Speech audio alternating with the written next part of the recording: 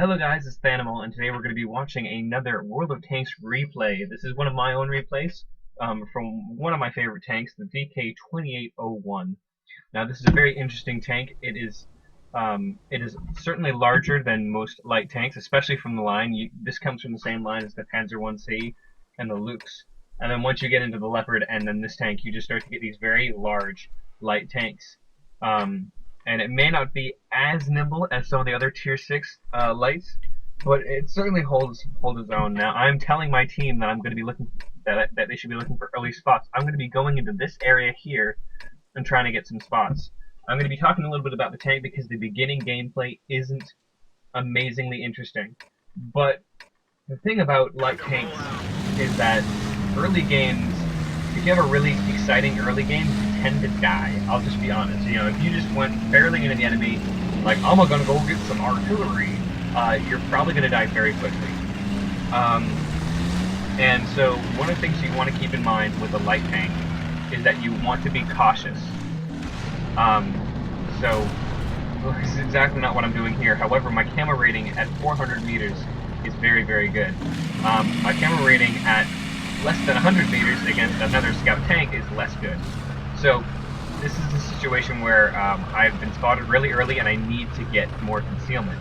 And I need to be careful. That's part of what it is to be a light tank. You need to be very careful early on and not get yourself killed. And this shows a result of this. I could have really easily just went over that ridge, tried to take out that AMX-12T so it wouldn't spot me anymore, get a ton of spots off, technically, and then when I died, I would probably just blame my team because they didn't, support me or whatever. Oh man, just missing the IS-6.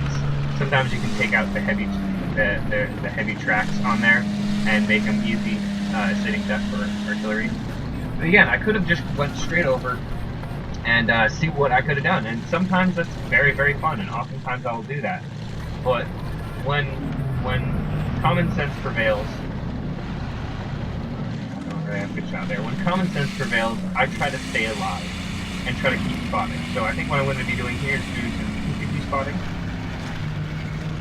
I'm just going to pop up and see what I can't spot because I know that that light tank is now dead.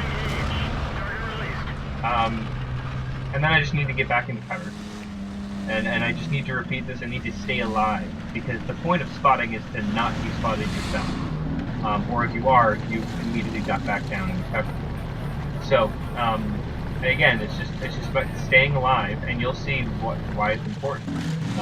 Most people disregard light tanks because of their gun. If you look at this gun, it's the same gun that you got on the Hetzer, the 105mm Dirt. But honestly, at tier 8, it really doesn't do all that much good against the tier 8 heavies.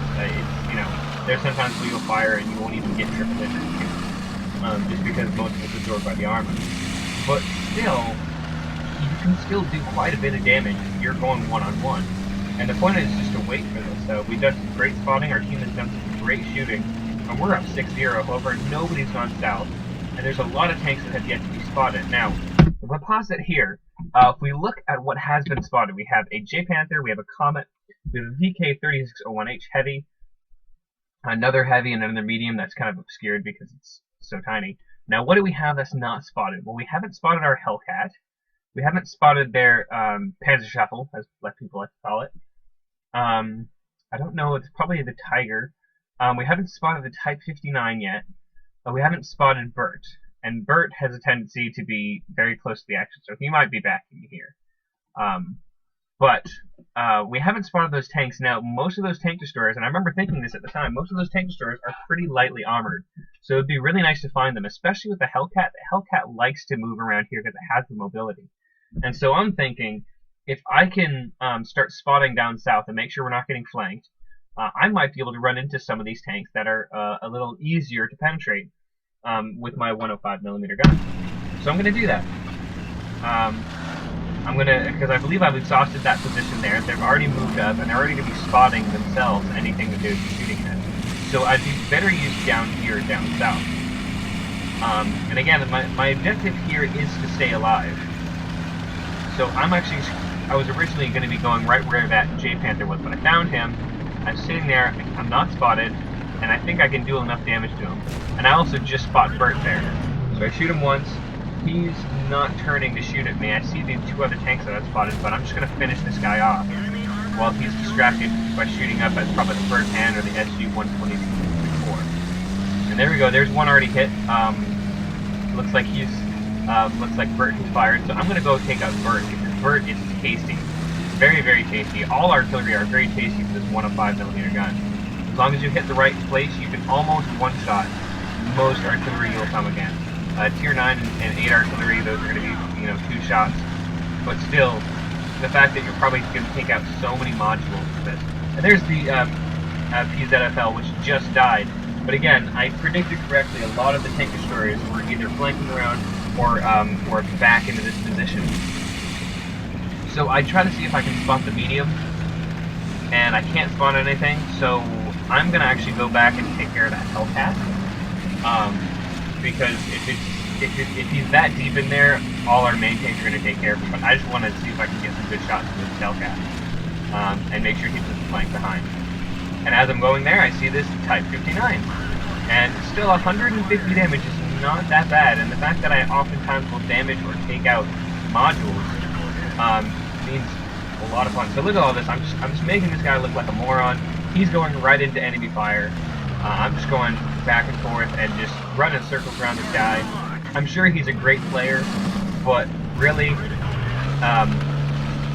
when you're stuck in that position and I'm just getting spotted, all these tanks from the side are shooting, and I force him to go in front of all those guns. And this is the kind of fun that you can have to stay alive for the late game. Which is why I really recommend not, moron rushing or noob rushing your light tanks are trying to get spawns. It's not that it's not effective, which it's not, but it's the fact that you have so much more fun doing things like this, just circling a Hellcat. Now, unfortunately, the tractor burst is not that great on this tank, so I do take a hit from the Hellcat. But the fact that he shot me at the backside of my tank leads me to believe he is gullible for something like that. I double backed on him. This works really well with a lot of tanks. I say mark of excellence. Boo. I do have a mark of excellence on this tank. The reason why I was saying that is because I want to get some great games so I can actually get a second mark of excellence on this tank. At any rate, one of the things you can do is double back on them on tanks like that, and it may be slightly unfair, but it's a very easy tactic. Football players use it all the time. Running backs. And it's actually quite effective in internet gameplay, and it has to do with the latency. By the time you move, if their computer derps at all, or the servers derp at all, or just human reaction, it takes a half second for you to kind of realize what's going on. And as soon as they're like, I almost have you, you just double back on them. Most of them can't react. And you would be so surprised how many tanks I can completely fool into doing that, into just double backing and shooting ahead of me, and that will give me an extra shot. Or in the case of a tank like the Lux or an AMX 1390 or any of the autoloaders, I may be able to reload my clip then, and I'll be able to take them out before they can reload their second shot. So a couple techniques that I've used there, and again, I just like to stress that the gameplay for light tanks can be so ridiculously fun.